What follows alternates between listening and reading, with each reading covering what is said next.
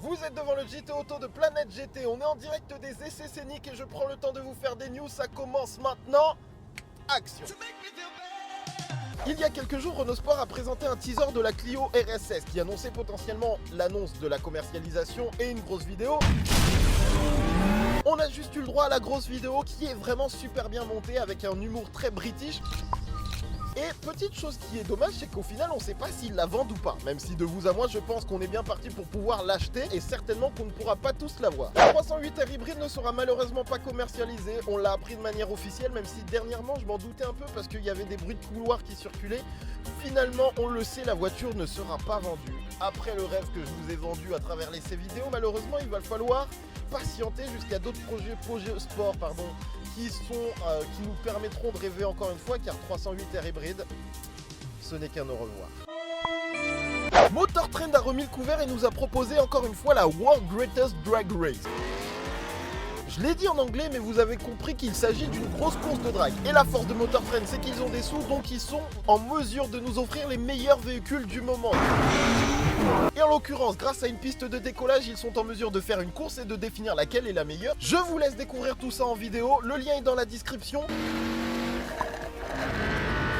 Pour son futur retour en WRC, Citroën Racing a présenté un C3 WRC Concept qui reprend le style de la nouvelle C3 mais bien évidemment avec des influences rallye. Donc il y a des appendices aérodynamiques à peu près partout, c'est méchant, c'est fait pour manger du gravier, du bitume et de la terre.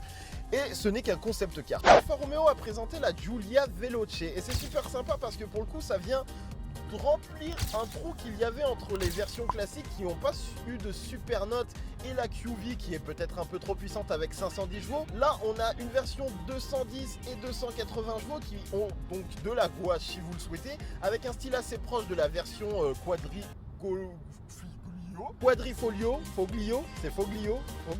bref. Grâce aux copains d'Alpine Planet, on a pu voir dernièrement une photo de deux versions d'Alpine différentes, a priori, ce qui laisserait à confirmer la rumeur qui disait qu'il y aurait deux versions. C'est logique. Amis, c'était le JT Auto 02. Tourné en direct du Scénic, j'ai un peu galéré, je vous avoue. Je remercie Hugo Misana de Blog Automobile qui a été mon chauffeur. Et sinon, notez que justement bientôt le essai du Scénic arrive. Si vous êtes sur la chaîne et que vous ne l'avez pas encore vu, j'ai sorti l'essai de la Golf GTI Club Sport. Et c'est plutôt cool, extrait. Là, il y a une voiture, là, il y a quelque chose.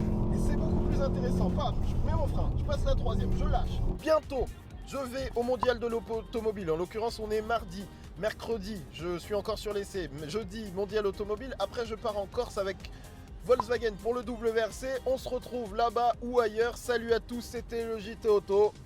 On est sur le point d'atterrir, du coup je suis déjà en Corse, j'ai un peu de retard sur les vidéos que je voulais vous faire. Je vous laisse avec quelques images du Tour de Corse. Salut.